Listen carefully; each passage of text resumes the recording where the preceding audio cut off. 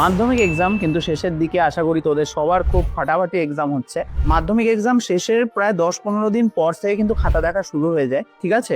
তোদের যে রেজাল্টের ব্যাপার থাকে, এটা তোরা জানিস প্রত্যেক বছরই একটা ব্যাপার থাকে যে মাধ্যমিক শেষ হওয়ার 90 দিনের মাথায় কিন্তু রেজাল্ট বেরোনোর একটা মানে চান্স থাকে।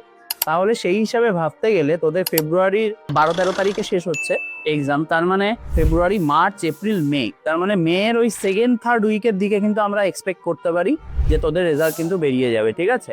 অবশ্যই আরো তো নোটিফিকেশন আসবে, সেগুলো আমরা তোদের জানাবো যখন যে আপডেট হবে।